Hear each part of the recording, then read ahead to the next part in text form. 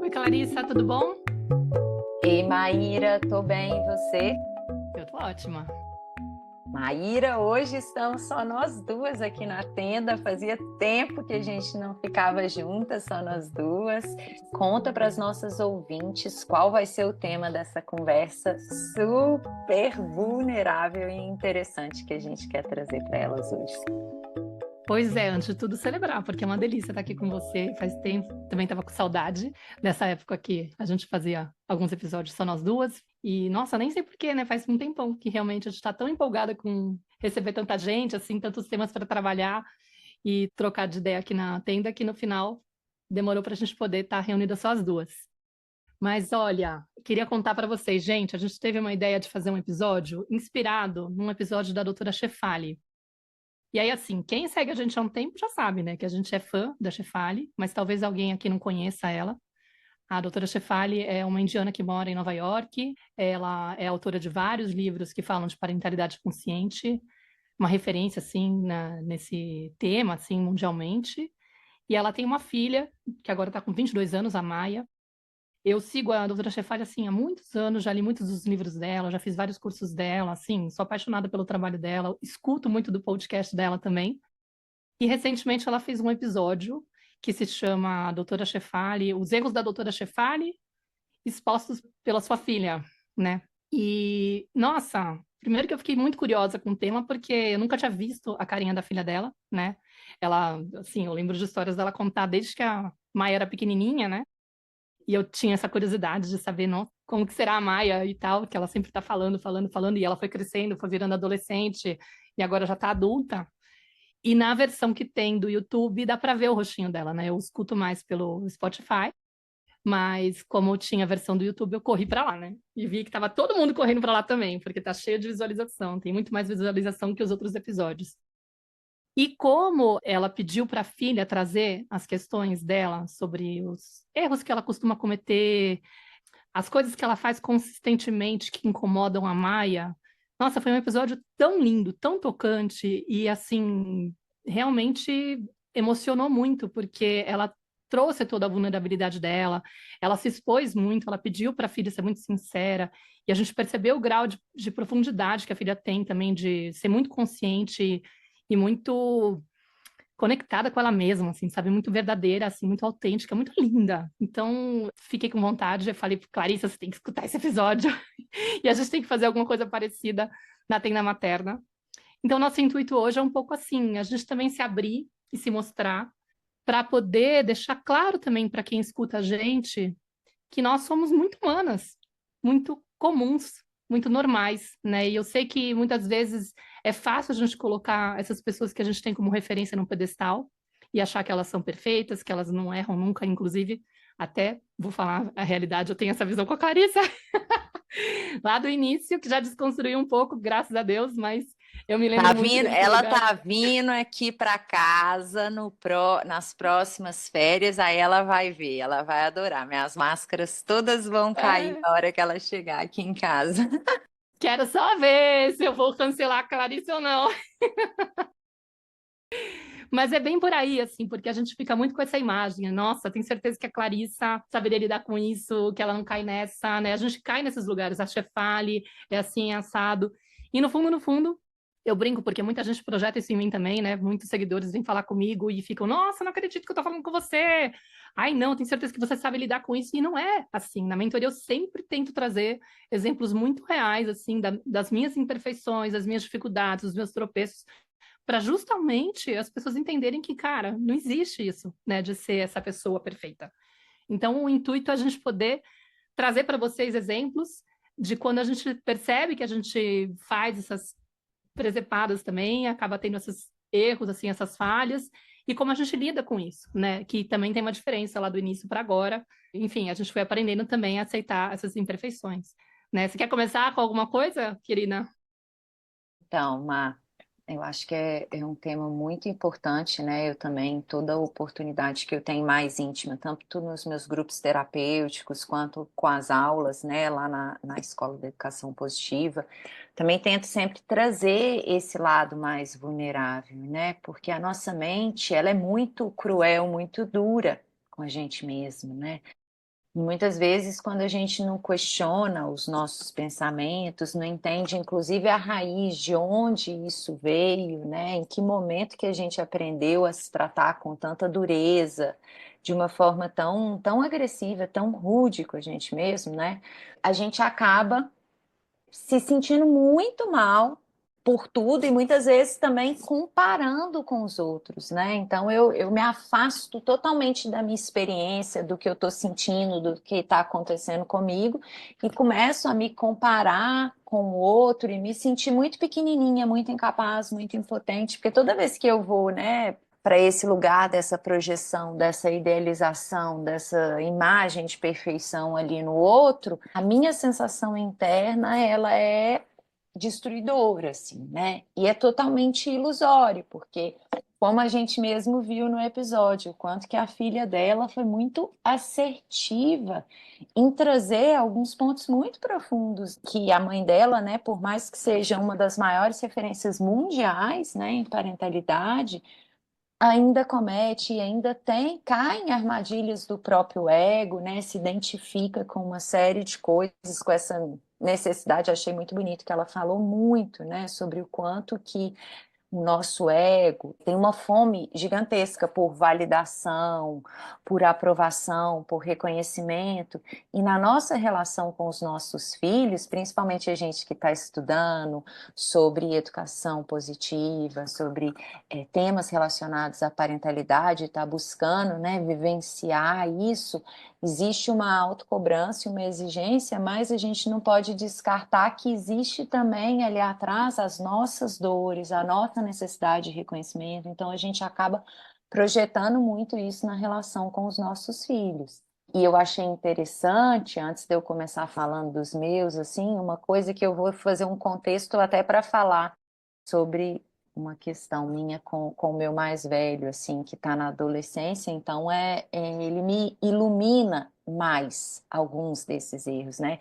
Que a Chefália, ela falou com a filha dela, assim, ela agradece muito a filha dela por ela ser exatamente como ela é, e por ela ter sido tão forte, né, nunca ter cedido às manipulações dela, às chantagens, às necessidades dela ali de reconhecimento, de aprovação, e ter sido sempre essa menina que conseguiu sustentar os limites dela, usar a própria força agressiva para mostrar as necessidades dela.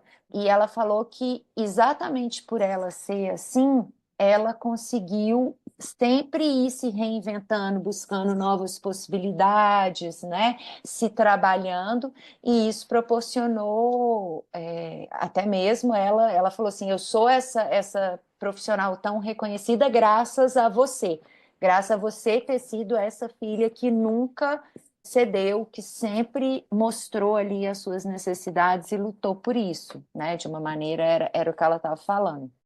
E aí, eu fiquei pensando, né, que no início, quando eu só tinha o João, que é o meu mais velho, sem até querer justificar, assim, mas eu sinto que eu fui muito dura em muitos aspectos. Eu reproduzi muitas das violências que eu vivi na minha infância, sem saber, obviamente, né, mas reproduzi muito dessas violências, era muito autoritária, muito rígida. Então, né, tinha aquele horário ali para comer, se não comesse depois, então não ia comer no próximo horário, ou fiz treinamento de sono. Eu estava sempre muito presente com ele ali, estava sempre por conta dele, parei de trabalhar, ficava o tempo todo, brincava, fortalecia muito esse brincar livre e tudo, mas eu fiz várias coisas, eu fiz treinamento de sono, eu era extremamente rígida com os horários de alimentação, e ele sempre respondeu, teoricamente, né? Muito, ele sempre foi muito bonzinho e cooperou muito comigo nesse sentido. Ele abria mão da força agressiva dele de uma certa maneira, principalmente nos primeiros anos de vida. À medida que ele foi crescendo e a hora que ele chegou, e também com todo o meu processo de transformação, porque não é que eu fui reconhecendo muita coisa no meio da jornada, né? Eu fui aprendendo e modificando muito o meu comportamento, a minha forma de perceber a nossa relação no meio da jornada.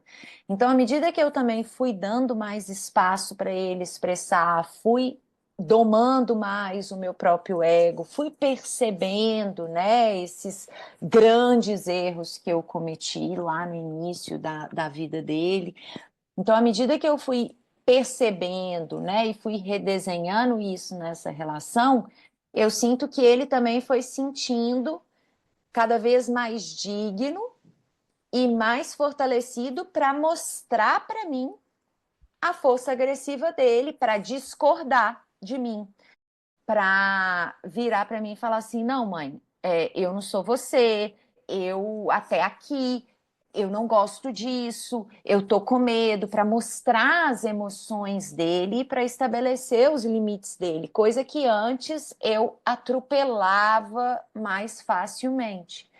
Então, quando eu fui dando esse espaço, ele foi também mostrando mais essa força agressiva e hoje ele mostra com muita força, e eu vou trazer alguns exemplos aqui, ele segue me ensinando e lançando luz a movimentos muito, às vezes, inconscientes, né, Maília? O nosso ego, ele é muito astuto, né? Ele vai dando umas voltinhas, assim, na hora que a gente vê, a gente está ali na manipulação, a gente está se tornando o centro da questão.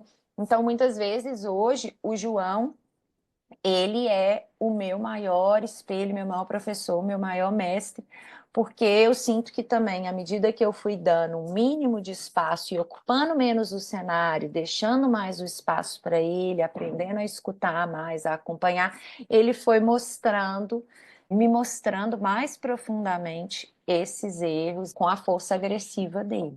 Nossa, é muito interessante, né? E eu também fiquei mexida com essa fala dela ficar agradecendo o tempo todo, né? O fato da Maia ter sido essa criança que era impossível de controlar. Ela fala assim, não teria nem como fazer, porque não tinha como. Então você teve que me ensinar realmente a me distanciar dessa vontade de querer te controlar o tempo todo, porque não ia ter jeito de eu chegar nesse lugar, né? Você tinha esse espírito livre e isso acabou me ensinando, inclusive, a estar aqui. Aí ela chegou até a falar no momento, né? Se você não fizer mais nada da tua vida, você nem precisa, assim, porque você já colaborou tanto, só sendo essa pessoa que me inspirou, né? E ela até confessa que nem contava para a filha quem ela era, né? Ela demorou para a filha dela saber que ela era referência mundial, que ela era tão conhecida. Ela falou que quis te preservar. Mas aí foi interessante que quando eu escutei ela, eu falei assim, cara, para mim não. A Nara não tem esse espírito. A Nara não é desse jeito. Pelo contrário, a Nara é aquela criança que tem mais. Ela tá com 10 anos agora, né? Ela se demonstra mais aquela criança que coopera, que colabora. Aí eu fiquei tentando fazer uma leitura, né? Por que que eu entrei nesse lugar de ficar tão, digamos, de ter buscado esse caminho e que acabou me levando para a parentalidade consciente, para me tornar educadora parental, fazer transição de carreira, esquecer do jornalismo, das outras coisas que eu tinha, enfim, querer mudar mesmo, né? E aí o que eu pensei, claro, na minha história, eu descobri esse caminho na gravidez, e foi meio que por acidente, encontrando uma amiga minha que estava no Brasil, que estava um pouco nessa onda, nessa pegada, e aí eu comecei a ler os conteúdos, e o meu perfeccionismo, né, fez eu entrar num lugar de, tipo, assim, cara, se eu não domar essa parada, se eu não entender como faz isso daí, eu vou estragar minha filha. Eu tenho que aprender a ser uma mãe incrível para ela. Na época, eu não entendi que o que eu estava buscando era perfeição, né? Era ser a mãe perfeita, ser a mãe ideal, ser a mãe incrível que não vai errar nunca. Eu estava simplesmente falando assim: se tem um jeito de preservar minha filha dos traumas que eu posso passar por conta daquilo que me aconteceu na infância, vou ter que correr atrás.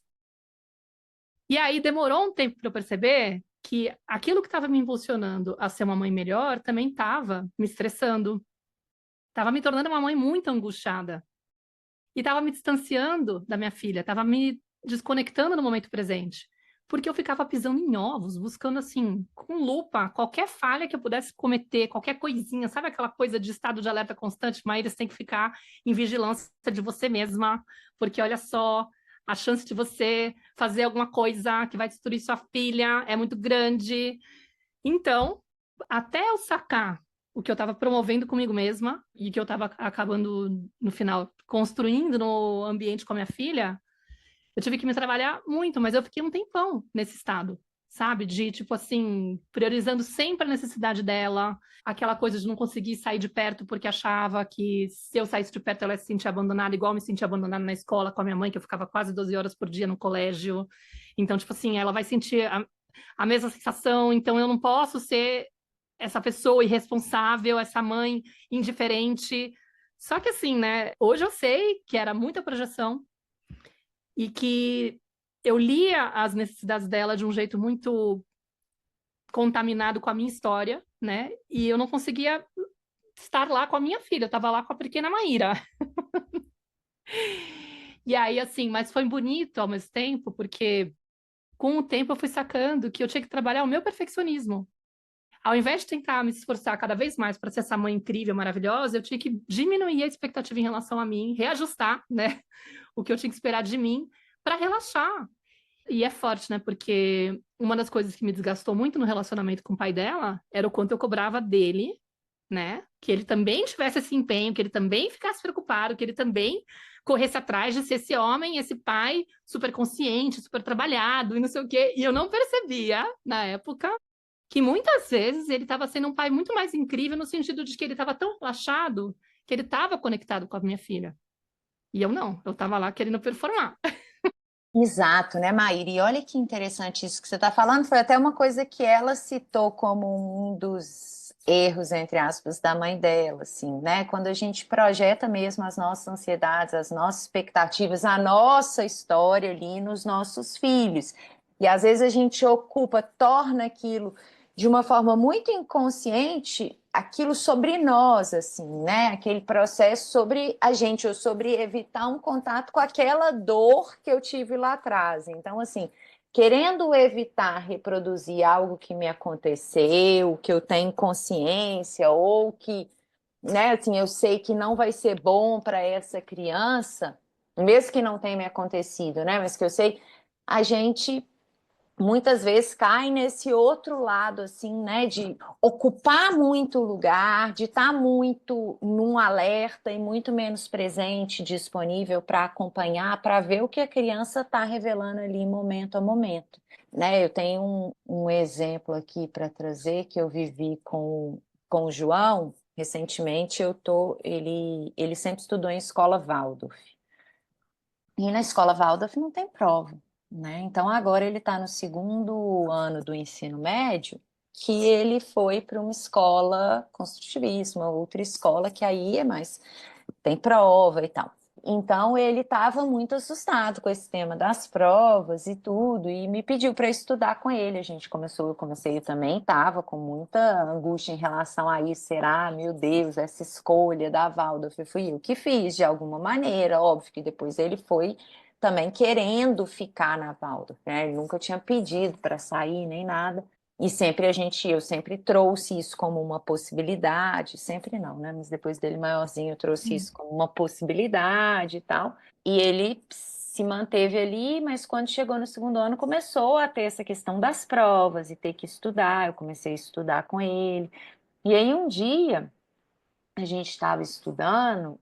E óbvio que num determinado momento acho que eu pus uma pressão maior do que eu transpareci a minha própria ansiedade, as minhas expectativas ali em relação a ele. E ele me deu uma resposta assim, sabe, muito clara ele falou assim: "Mãe, eu não vou ser esse aluno nota 10 que você quer, não. Eu não sou igual você. Eu nem me interesso por essa matéria, eu vou fazer o mínimo para passar e pronto."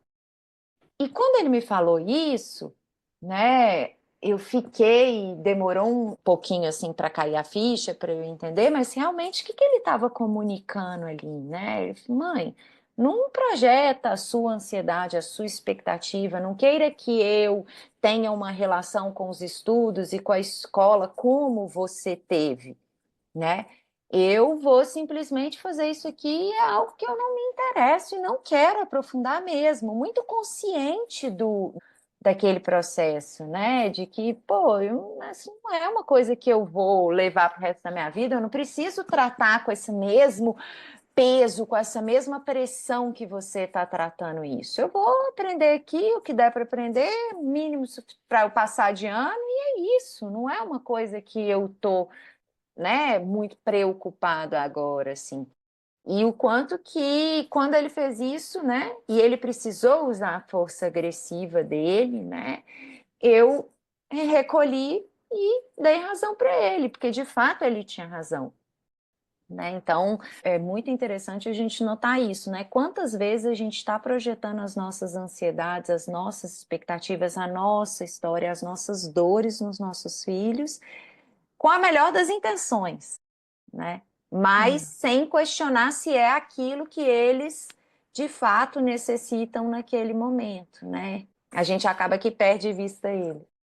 Não, e é muito desafiador, porque a gente tem os nossos valores, as nossas crenças, né, coisas que não estão trabalhadas, então, de repente, assim, nossa, como assim ele não vai querer ser um bom aluno, ele não se importa?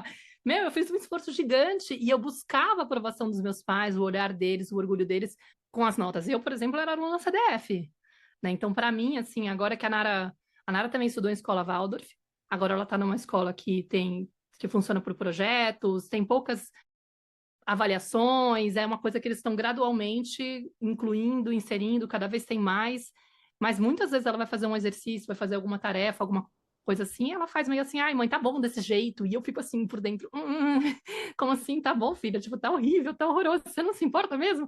Eu fico mordendo a língua, porque eu não quero trazer para ela essa ansiedade de que você precisa fazer tudo perfeitinho, tem que ser uma aluna nota 10. E realmente eu não acredito nisso hoje, né? Naquela época eu me cobrava isso, mas hoje eu não quero essa sensação de você só pode se sentir importante, interessante ou, sei lá, decente na sociedade se você tiver notas muito altas. Tem horas que não precisa mesmo, pode tirar uma nota mediana, tá de boa. Você não é obrigada a saber de todas as matérias. Ela é incrível com desenho.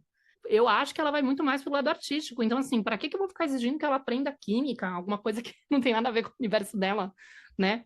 Eu tô lembrando aqui, Maíra, assim, né? E que não é só com o João essa minha cobrança, assim. Quantas vezes o Lucas ele tem poucas tarefas de casa?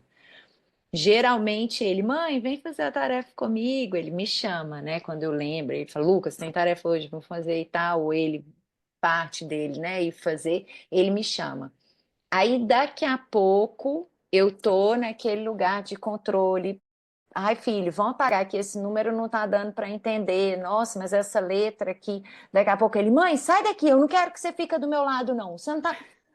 Porque, de novo, né? A nossa ansiedade, o nosso perfeccionismo, ao invés de deixar ali a criança no tempo dela, ou chamar, mostrar de uma forma, mas o quanto que a gente fica ali naquele, né, na necessidade de controle de que seja do jeito, que a letra tá feia, que eu não sei o quê, e vai criticando de alguma maneira ali a criança e o quanto que eles vão querendo mesmo, né?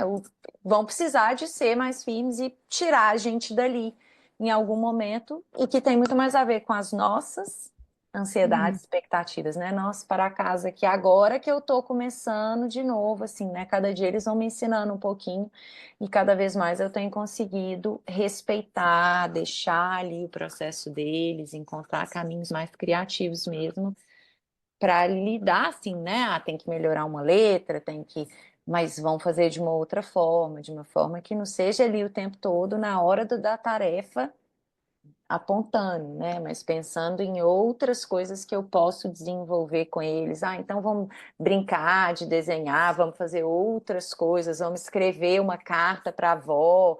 Então, pensando coisas que vão estimular aquilo que ele precisa desenvolver a habilidade, mas sem entrar nesse lugar ali ansioso que tem que ser agora e tem que ficar perfeito e, né, que é muito mais nosso do que algo ali deles. E eu acho que tem uma coisa bonita que é justamente, que aí eu acho que é uma conquista nossa, né? É da gente ter conseguido criar esse espaço para eles se sentirem seguros, para trazer esse limite, né? Porque, e, cara, porque se a gente for olhar para trás, a gente não teve esse espaço. Então, nessas horas, aí eu acho que é legal a gente trazer isso, né? Que nosso intuito também é mostrar que a gente não está aqui falando de buscar a perfeição, a gente está querendo mostrar como que a gente faz quando a gente identifica que a gente está entrando nesse lugar de repente pisar na bola com eles misturar as coisas. Então, eu tenho um exemplo também que é legal. Eu teve recentemente uma situação que eu estava com a Nara aqui em casa, também nem lembro exatamente qual que foi a situação que deixou ela incomodada. Mas teve aquele impulso meio automático que eu virei para ela e falei assim, ai, filha, tem muito por que você ficar triste por causa disso, né? Não faz sentido. Não é tão importante assim. Qualquer coisa do tipo, assim. Falei uma frase desse tipo. E aí ela olhou para mim e falou, mamãe, mas eu tô triste porque eu tô triste. Se eu não tivesse que estar triste, eu não estaria triste. E aí, tipo assim, foi muito engraçado, assim, porque na hora, caiu a ficha na hora. E eu pensei, gente, que loucura, né? Faz todo sentido. Até fiquei me questionando como que eu caí nesse lugar, porque eu tô muito treinada já, sabe? Essa dificuldade de aceitar a tristeza dela era uma coisa muito antiga, de eu não conseguir acolher o choro, de ter ficar meio que em pânico quando ela chorava, porque eu também entendia nesse contexto de ser a mãe perfeita que eu achava que se eu fizesse tudo direitinho, minha filha não ia sofrer. E pela minha codependência, a dor do codependente é ver o outro sofrer. Você se sente responsável e você se sente um lixo de não conseguir salvar o outro do incômodo, do mal-estar. Então, o seu papel é ficar o tempo todo agradando aquela pessoa, fazendo ela se sentir bem, resgatando ela do mal-estar. Então, sempre que ela se desestabiliza emocionalmente, você fica em alerta, engatilhada, falando: meu Deus, tem que fazer alguma coisa para inibir esse sofrimento, para cortar logo isso. É muito desesperador. E aí eu fui aprendendo que, calma, tá tudo certo, né? Tipo, sua filha é um ser humano. Ela tem o direito de ficar estressada com algo, é natural. Você não tem como impedir que ela se estresse com as coisas da vida. A vida vai trazer adversidades. A vida é vida, e quando a vida é vida, graças a Deus, ela não traz só coisas boas, maravilhosas. Vai ter momentos que sua filha vai ficar atravessada, vai ficar incomodada. Seu papel não é resgatar ela em 5 segundos, como você fica acreditando, né? Tipo, coitada, ela vai se queimar. Meu Deus, né? Não, seu papel é acompanhar, aprender a acompanhar, é dar o colo, fazer com que ela se sinta segura e, inclusive, aceita nesse momento. Tá tudo bem, mamãe, eu tô aqui só precisando expressar o meu mal-estar. Você pode estar comigo enquanto isso? E eu aprendi a fazer isso, mas aí nesse dia caí na pegadinha de repente querer meio que consertar o sentido dela e graças a Deus ela sabe colocar esse limite, ela é muito assim, ela tem tanta confiança daquilo que ela não titubeia e fala assim, nossa, a mamãe tá dizendo que não tem sentido, então quer dizer que eu devo estar errada, né? Isso eu consegui marcar nela. Então já teve situação dela falar assim, o professor pediu pra gente parar de chorar, e eu não parei de chorar, porque eu ainda precisava chorar, mamãe. Mesmo sendo uma figura de autoridade, ela não chega a transferir para ele a sabedoria e falar assim, ai, não, porque ele falou, eu devo estar errada. Não. Ela fala, cara, ele falou uma coisa porque ele tem algum motivo. Agora, não, isso não muda como eu me sinto e não me sinto desautorizada a sentir o que eu sinto porque ele falou isso. E aí, nessas horas, né, é importante a gente mostrar, né, o que eu fiz? Reconheci, né, graças a Deus eu reconheci rápido, né, e retrocedi, pedi desculpa. Falei, ai, filha, desculpa, você tem toda a razão no mundo. Né? Tipo, a mamãe não tem direito nenhum de ficar ditando o que faz sentido você sentir ou não. Né? Se você tá se sentindo mal, você quer colinho? Vem pra mamãe. E na hora ela veio pro meu colo, ela chorou e tudo mais. E aí, outro ponto que eu acho que é importante a gente trazer é também não me sentir a pior mãe do mundo nesse momento, como eu faria tempos atrás, quando eu buscava essa perfeição, né? Toda hora que acontecia algo assim, eu me sentia um lixo. Eu falei, nossa, Maíra, de novo você fazendo as. Ai, não acredito, essas pataquadas, essas presepadas, não é possível, tudo que você sabe, você é educadora parental, olha só, síndrome da impostora, vem tudo, né? Aí vem aquele chicotinho. Só que hoje em dia, graças a Deus, eu já consigo olhar para isso e falar assim: opa, chegou aquele momento que eu falei uma besteira, minha filha teve que me corrigir, que bom que eu tenho maturidade para assumir, reconhecer, mudar a minha postura, e depois eu olho para isso. Muitas vezes isso vai virar tipo lição de casa para eu poder trabalhar alguma questão. Né? Tipo assim, puxa, aquele dia lá, não sei, acho que eu estava estressada também, né? Aí eu estava tão impaciente comigo que eu não consegui aceitar ela me estressando e me gerando uma demanda, sabe? Então eu estava desconectada dela. Tá tudo bem, isso acontece, mas vamos ver se no outro dia eu consigo estar com ela num outro estado para poder oferecer para ela o que ela necessita, né? E tá tudo bem, Uhum. né? Eu também me vejo em vários momentos assim, né? É porque por mais atento que a gente esteja, né, e buscando isso, muitas vezes vão sair esses automáticos que é quase que uma reprodução também do que a gente viveu lá atrás, assim. Então, às vezes, sai, assim, de uma forma muito impulsiva. Ai, Lucas, não precisa chorar por causa disso, não tô acreditando que você tá chorando por causa disso. Tipo, né, o quanto que isso sai de uma forma automática e a gente precisa, às vezes, de ouvir deles como muitas vezes o choro é validado, é acompanhado, existe um espaço para isso, para a emoção, né? Quando a gente faz, eles mesmo não, mas eles conseguem sustentar. Mas eu posso chorar se eu quiser, mãe. Você já me falou tantas vezes, né? Assim, eu sei que eu posso. E aí, quando eu também percebo, nossa, olha lá, eu de novo, como que isso saiu, né? Dá vontade de engolir a frase de volta, mas. E às vezes eles falam, você não ensina isso para outras mães? Por que você não tá me Exato. deixando fazer isso? Ah, não, você tá fazendo isso comigo, mas você fala para as mães que elas não podem. Exatamente. Então, assim, isso sempre sai assim. E é muito legal, né? Quanto mais a gente nomeia para as crianças, né? O que a gente está fazendo. Nossa, igual você falou, ai, desculpa, filha, mamãe não deveria ter falado assim com você mesmo. Você tem todo o direito de chorar, você tá triste, vem cá, onde que tá isso? Deixa a mamãe te ajudar a acompanhar. Quanto mais a gente nomeia isso, mais a gente dá para eles também essa segurança para poderem sustentar o que eles estão sentindo e expressarem, estabelecerem os limites, né? E também nomear para a gente quando a gente está abusando ali do nosso poder, quando a gente está fazendo algo que eles já sabem que a gente não está de acordo, mas que a gente é humano e que a gente muitas vezes vai errar. Então, muitas vezes o Lucas, mas mãe, isso que você está fazendo é chantagem, não é não? Ele sabe. Por que ele sabe que é chantagem? Porque eu já falei com ele várias vezes sobre chantagem, que não é certo. Então, algumas vezes ele vira para mim e fala: mamãe, você está me chantageando, né? E é muito importante, porque às vezes é tão automático, né? Essa educação tradicional, ela está tão presente em nós, está tão arraigada aqui na nossa forma de perceber a realidade, de se relacionar com as pessoas, que muitas vezes isso vai escapar. E são os nossos filhos ali, muito fresquinhos, muito presentes e que estão sendo criados, né? E com uma outra base, ou pelo menos a gente tentando, né? Que vão sinalizar para a gente e a gente vai podendo se lapidar cada vez mais.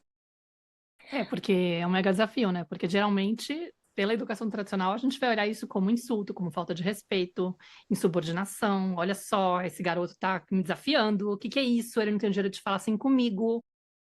E se a gente se prende nisso, né? Leva pro lado pessoal também, né? Porque, nossa, é muito difícil separar e falar assim: uau, meu filho tá usando toda a agressividade dele para tentar colocar um limite. E muitas vezes a forma como ele vai fazer isso vai vir de um jeito que é muito doloroso. E a gente conseguir se abrir para escutar aquilo que está por trás daquela agressividade, que muitas vezes vai vir de um jeito mais disfuncional, que você fala assim, nossa, não quero escutar ser xingada, sei lá, sua chata, por exemplo, né? Como é difícil escutar uma coisa do tipo e conseguir separar e falar assim, é muito importante eu escutar o que está por trás dessa fala, porque se eu fico só na defensiva tentando dizer você não tem o direito de falar assim comigo, eu corto aquela comunicação. Eu perco a chance de me avaliar e entender por que que minha filha chegou ao ponto de ter que me chamar de chata e me agredir, entendeu? Para poder tentar se defender. Alguma coisa está acontecendo nessa relação que eu não estou conseguindo enxergar, porque é um limite que a pessoa chega também, né? Não chega do nada essa fala. Essa fala vem depois que ela está sinalizando que, por favor, não é por aí. Ou que a gente está fazendo realmente alguma coisa que não é muito bacana, sei lá, tá invadindo, tá sendo injusto, tá tentando controlar. Enfim, então é uma resposta de algo que ela, com a imaturidade dela, ou no estado que ela entrou, né, de ficar em estado de alerta, de fuga e tal, o jeito que ela encontrou de exigir esse limite, muitas vezes vai vir de um jeito muito agressivo que você fala, cara, é fácil me ofender, né? Então tem que ter muita coragem, tem que ter muita humildade para conseguir chegar nesse lugar, de olhar para a situação com menos julgamento, né? Identificação. E com menos identificação, porque senão a gente se leva e acaba atacando a criança, né? Ao invés de escutar ela de verdade e Claro. conseguir ter a chance de corrigir algo que tá te levando a uma desconexão com o seu filho, né? Porque senão, Total. se eu fico batendo de frente, vai piorar. Eu vivi uma situação bem forte, assim, sabe, recentemente, que fez várias fichas caírem, assim, né? E que tem a ver, né, com a minha necessidade de controle, às vezes com um olhar muito crítico, muito duro, para mim mesma e para os outros, enfim. Então, um dia a gente estava num momento super gostoso, assim, eu, o Rafa e o João. E a gente estava vendo alguma coisa juntos, eu nem lembro o que que era. E comendo, e conversando e tal. E aí, num determinado momento, o Rafa falou alguma coisa. E eu comecei uma fala assim que eu fui meio crítica com ele, que eu fui, né, bem crítica e já é uma coisa que eu aponto muitas vezes para ele. Não era a primeira vez que eu tinha trazido aquela crítica em relação a ele.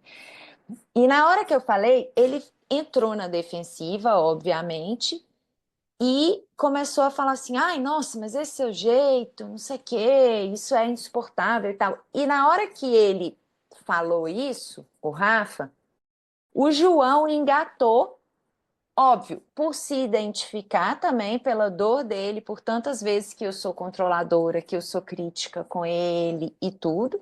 Então ele aproveitou aquele momento, aquela deixa do pai e também tomando as dores ali, né, sentindo por ver a mãe criticando o pai na frente dele.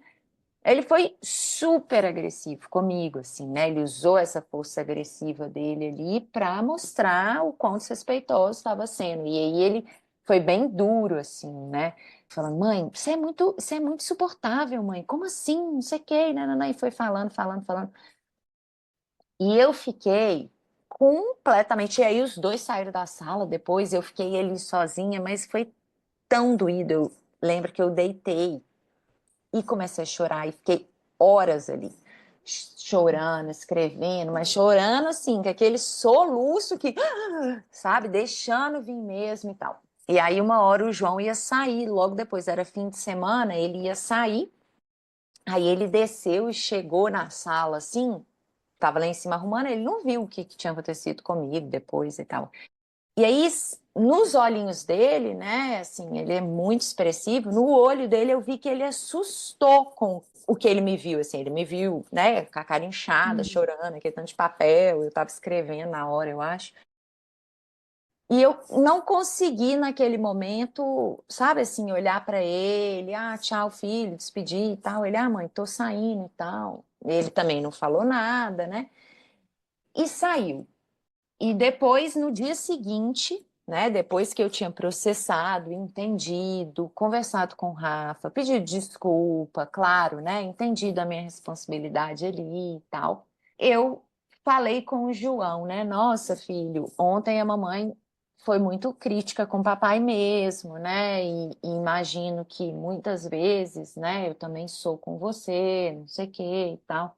E aí ele falou, não, mãe, mas eu também fui, desculpa, eu também, né, falei de uma forma muito brusca, ele não falou brusca, mas ele falou, eu também falei, assim, peguei pesado com você e tal. Aí eu ainda falei com ele assim, nossa, filho, mas você falou que sempre eu sou insuportável, eu sou insuportável sempre. Ele falou assim, lógico que não, né, mãe? Mas às vezes você é, né? Quando você faz isso, enfim, e me falou. Mas abrir esses espaços, assim, é um movimento, eu precisei de entrar em contato muito profundo com o que eu estava sentindo, né? Encontrar ali um espaço para olhar para aquilo, me acolher, para sair também desse lugar, né? Da culpa ou de uma tentativa de justificar, eu parei, eu não justifiquei, eu não entrei nessa reatividade.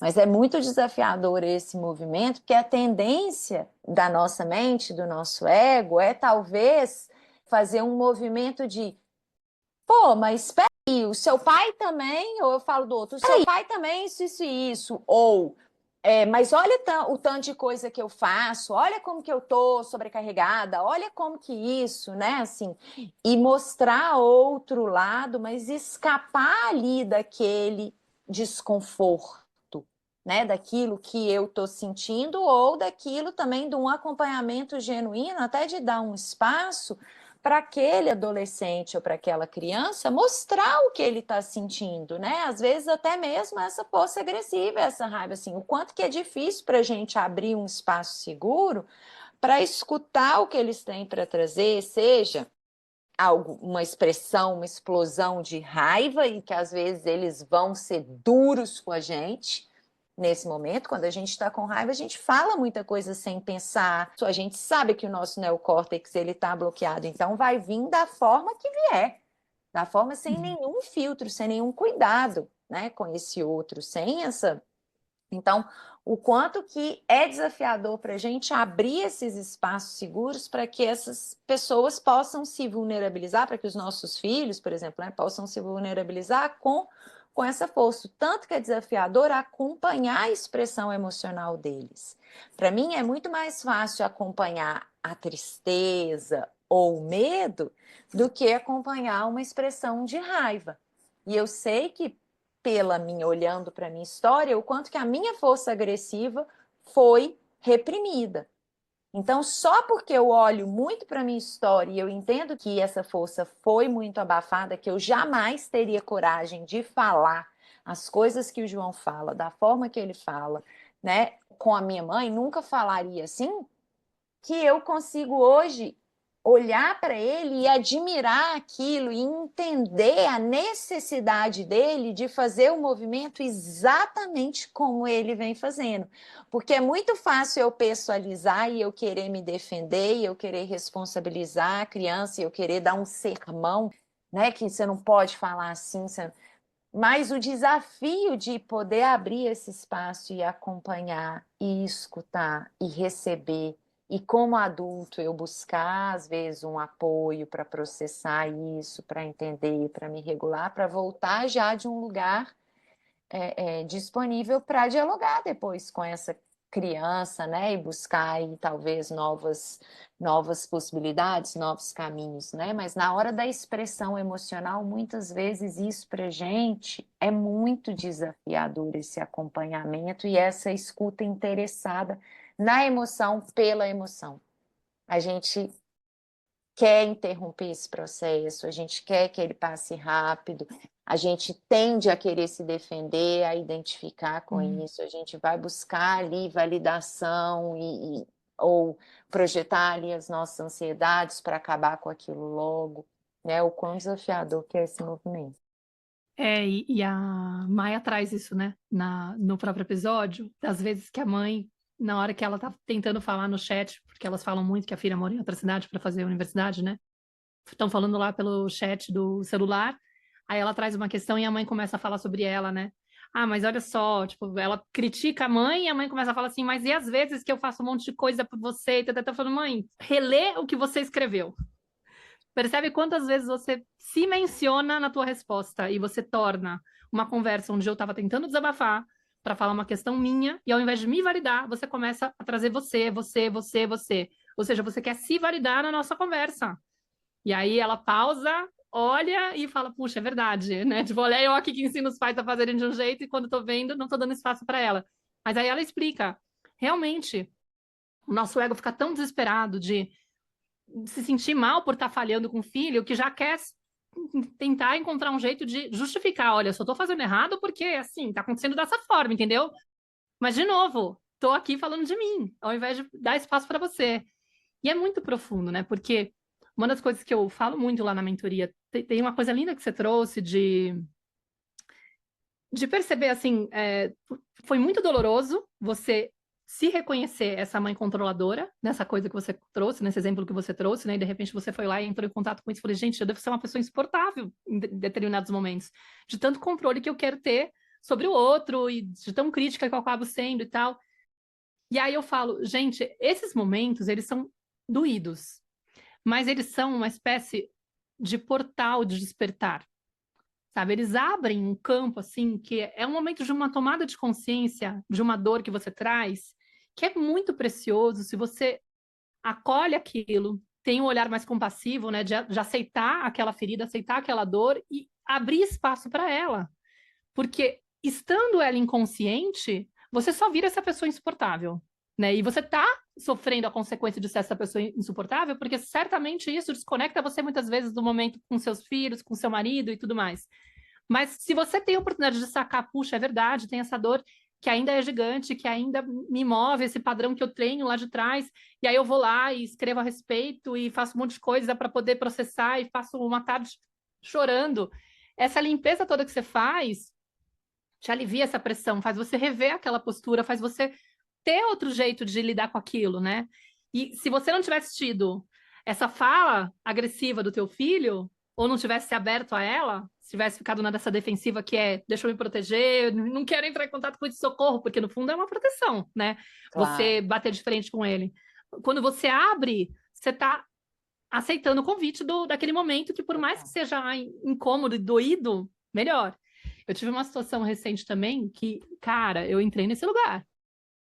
Foi uma situação assim que parece banal para quem tá de fora, e isso que é interessante, né? Eu sempre falo isso para as mães também da mentoria. Gente, às vezes o problema do outro parece a coisa mais besta para você. Só que porque tem correspondência com a história dele, para ele tem uma proporção gigante. Para ele, tira realmente ele do centro que ele tá, né? Desregula ele, gera um gatilho, porque tem a ver com a história dele. Então, não é para julgar, né? Mas enfim, vou contar a história que aconteceu. Eu tava em casa aqui com a Nara também, e de repente, do nada, ela fez um comentário que deu a entender que ela tinha terminado de assistir a série do Sheldon jovem, que é a continuação lá do Big Bang Theory, né, a versão do Sheldon, do personagem jovem, com o pai. E eu tomei um susto.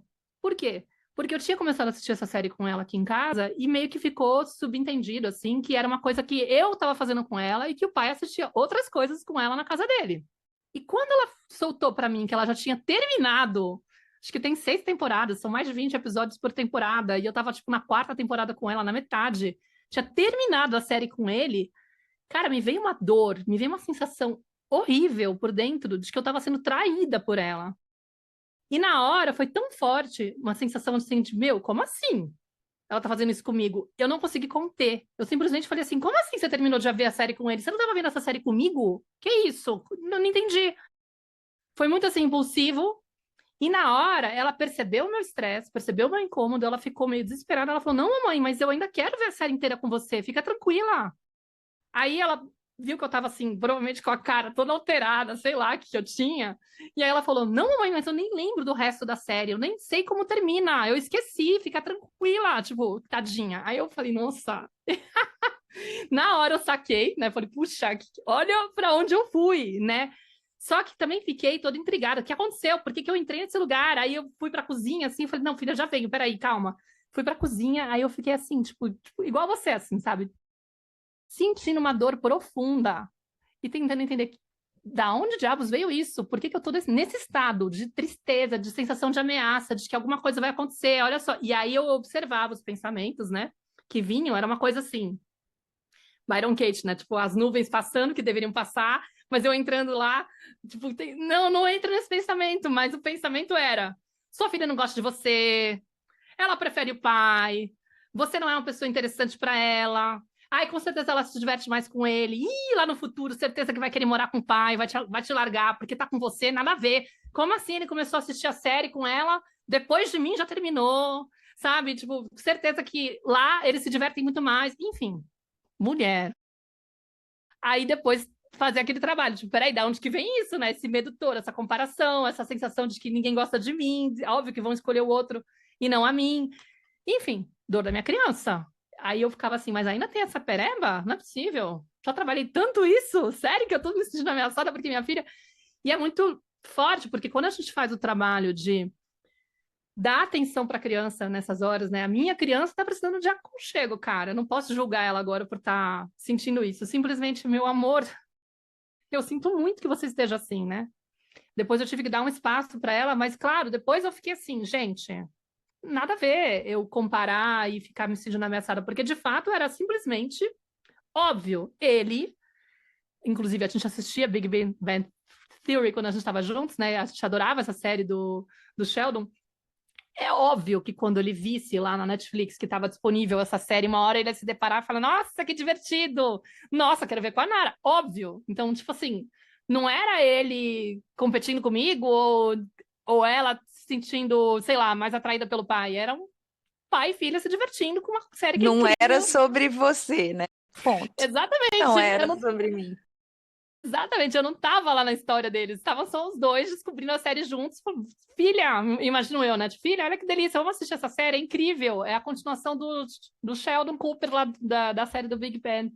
Mas assim, eu precisei olhar para minha criança, né? E eu acho que isso também é uma coisa que é interessante de trazer, né? O quanto que a gente usa esses momentos da falha, né? Do erro, entre aspas, para poder se observar, aprofundar o conhecimento que a gente tem sobre nós mesmos e curar alguma dor que a gente tem da nossa criança ou ressignificar alguma crença que a gente traz de lá de trás. Então, assim, é sempre uma oportunidade. Se a gente aprende a olhar dessa forma, com essa leveza, né? Sem ficar se julgando e se martirizando, mas olhando, uau, ainda tem coisa para olhar dessa dor? Que incrível! Então, deixa eu tentar maternar essa criança para ver se alivia. Ah, claro, depois eu voltei e falei, filha, mamãe deu uma surtada aqui. Você me desculpa. Não tem nada a ver, claro, imagina, você pode ver a série com teu pai, obviamente, você é totalmente livre, não se preocupa com a mamãe. Mamãe que meio que deu uma viajada, assim. E como eu falo muito de criança interior para ela, às vezes eu até coloco no meio da explicação, assim, o quanto que para mim às vezes é difícil lidar com algo que lá atrás, por exemplo, eu não tive espaço para fazer, vejo ela fazendo, me assusto, mas depois eu entendo que tem a ver com a minha dor, que não é ela que tem que mudar, né? Exato. E como que vai ficando mais fácil esse processo, né, Maíra? Cada vez que a gente consegue ir sustentando assim, né, diante desses choques, desses limites que as crianças colocam, desses sinais, né, dos nossos próprios erros, né, dos nossos desafios que eles vão mostrando para gente, quanto que cada vez mais, quanto mais eu consigo entrar profundo, eu entender a raiz daquela dor, eu ficar com aquilo que está acontecendo no meu corpo, buscar um espaço seguro para expressar, né? Buscar muitas vezes isso nas relações com outros adultos, né? Outros espaços seguros que eu vou poder trabalhar isso para eu voltar mais fortalecida, assim, para a relação com os meus filhos, projetando menos as minhas expectativas, as minhas dores, conseguindo acompanhá-los melhor, né? Abrir espaço para escuta genuíno, para um interesse genuíno ali, para acompanhá-los. Então, como que vai ficando mais fácil, né? Eu já falo que eu tô ficando calejada, assim, que antes, né, cada vez que, principalmente, né, tendo um filho ali obediente, entre aspas, mas um filho que cooperava muito, a hora que ele começa a cada vez mais mostrar essa força agressiva, estabelecer os limites dele, quanto que hoje é muito mais fácil eu já ir para um lugar de autoobservação, de perceber o que está acontecendo no meu corpo e o quanto que eu passo mais rápido, por isso eu não fico paralisada ali naquela culpa, naquele sofrimento, naquele lugar ali por muito tempo. Eu passo muito mais rápido, não é que eu deixo de sentir, eu sigo sentindo cada vez que meu filho fala assim: não, não quero escutar a sua experiência sexual, mãe, não quero conversar sobre esse assunto com você, ou não quero conversar agora, vai procurar o João. Ele é mestre, assim, em trazer umas frases que vão direto ali no meu ego.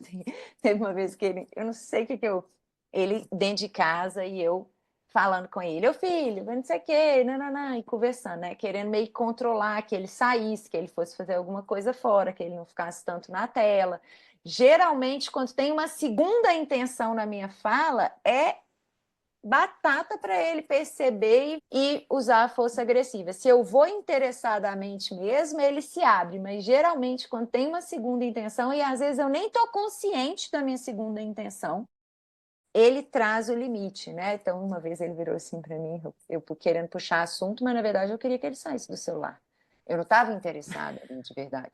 E aí ele, ô mãe, que tal você arrumar uma cliente para você conversar? Eu não estou afim de conversar com você agora.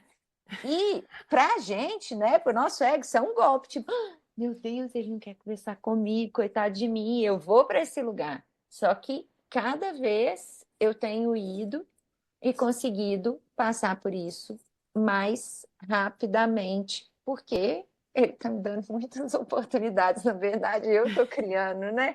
Muitas oportunidades de evoluir mais rápido, e os meus filhos vão potencializando isso, né? Vão me mostrando, vão sendo esses espelhos fiéis.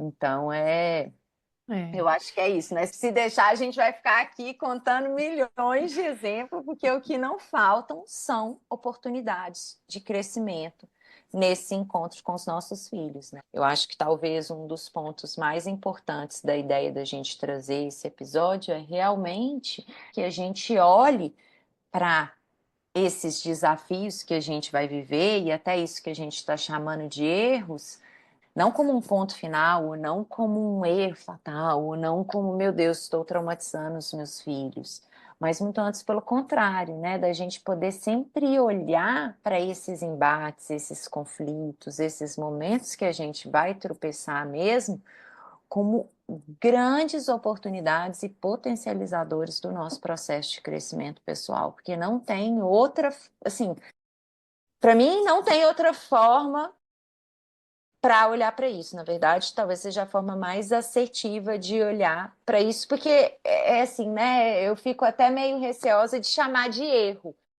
porque também. para mim não é um erro, Uhum. é uma oportunidade de eu perceber um aspecto meu que talvez não está tão tangível, tão palpável, tão ainda disponível na minha consciência.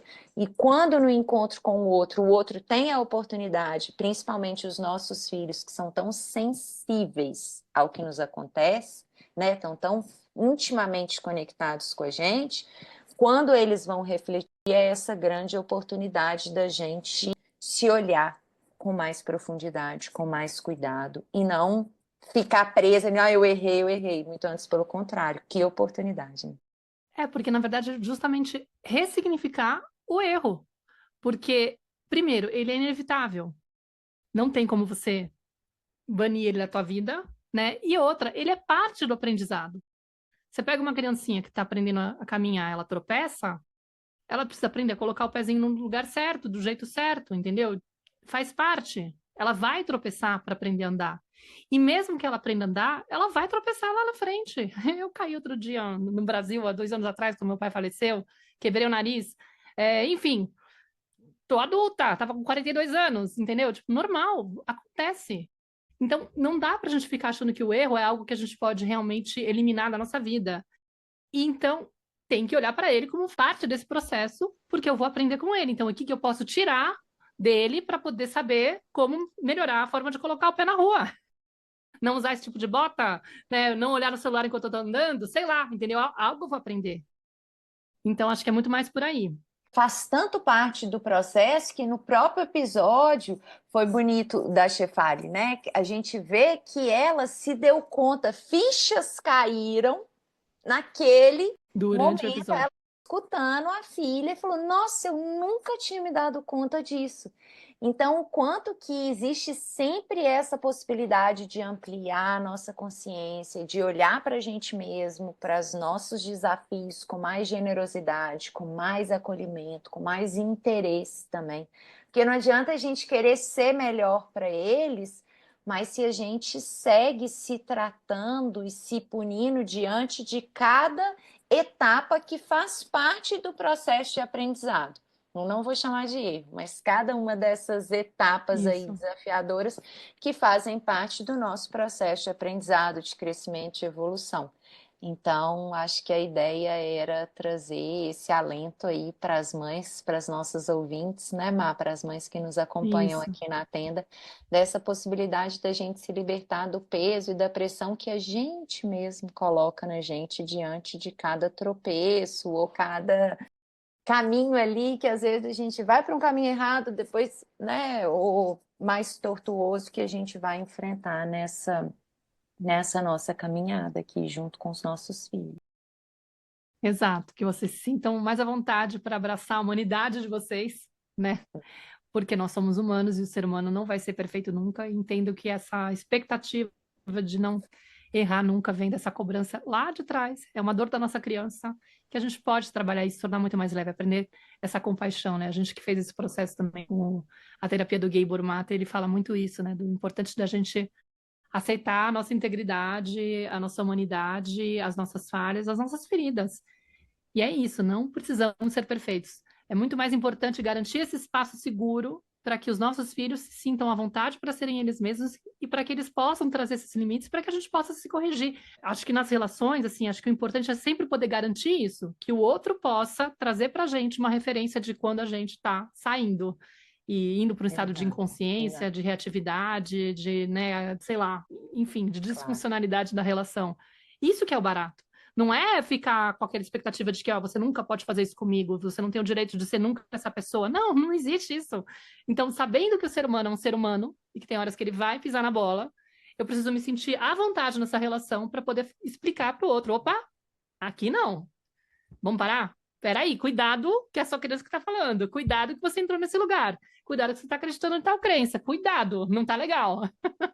É por aí. E o quanto que à medida que, né, a gente também olha com compaixão para os nossos erros, para os nossos desafios, o quanto que os nossos filhos também olham para os próprios, né, para os momentos que eles vão falhar, que eles não vão conseguir, às vezes, atuar de uma maneira legal. Eles vão também continuar se sentindo dignos, independente de terem atitudes que às vezes não são muito legais. Exato, então, continuam se sentindo merecedores de amor e sabendo como lidar com os erros, né? Porque se eu corrijo, se eu vou lá e peço desculpa, eu tô sendo modelo para ele, de como ele faz também, né? Então, com certeza, isso também alivia a pressão que eles têm com eles mesmos. E te agradecer, vou aproveitar para agradecer você, primeiro por ter trazido essa ideia de tema, que eu achei muito maravilhosa, né? Por ter me apresentado esse episódio da Chefali, que foi maravilhoso. E também por a gente criar esse espaço seguro aqui juntas, né? Porque eu acho que isso também, a gente poder vir aqui falar abertamente sobre o que a gente está sentindo, né? Sobre os nossos erros, a gente precisa de se sentir muito segura no ouvido, no olhar uma da outra, né, para a gente se expor, e eu sinto que um dos propósitos da tenda é esse, né, que a gente possa se mostrar, se vulnerabilizar, para realmente tornar esse caminho da parentalidade um caminho mais consciente, mais leve, mais autêntico, né, e é graças a esse nosso encontro aqui que muito do meu processo do meu maternado, da minha parentalidade, ele vem sendo construído, modelado, inspirado graças a esse nosso encontro. Então, te agradecer sempre. Ah, que linda, porque tipo, eu sou muito grata de você ter me convidado a fazer a tenda há mais de 7 anos, há quase 8 anos já, né?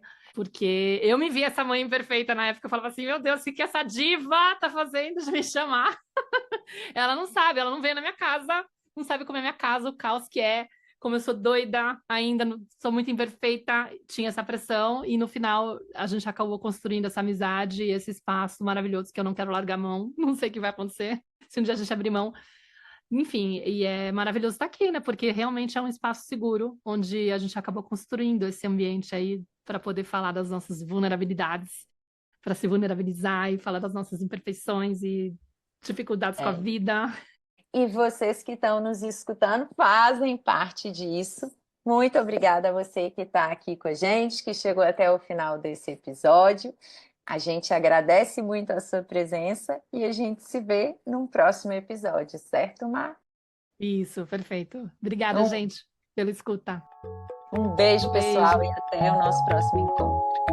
Eu sou a Clarissa de Aquiara. E eu sou a Maíra Soares, e você acaba de escutar mais um episódio da Tenda Materna, um podcast sobre maternidade e autoeducação. Nossa conversa de hoje te tocou de alguma forma? Tem algo que você vai fazer diferente depois de ter escutado esse episódio? Se sentir no seu coração, compartilha com as suas amigas o nosso podcast. Deixe um comentário no nosso perfil do Instagram, @tendamaterna.podcast, ou no aplicativo do Spotify, contando como esse episódio mexeu com você. Segue a gente para não perder nenhum encontro de inspiração, crescimento, trocas profundas e muito apoio. E se você curte a Tenda e tem interesse que o nosso projeto se expanda, nós te convidamos a se tornar uma apoiadora.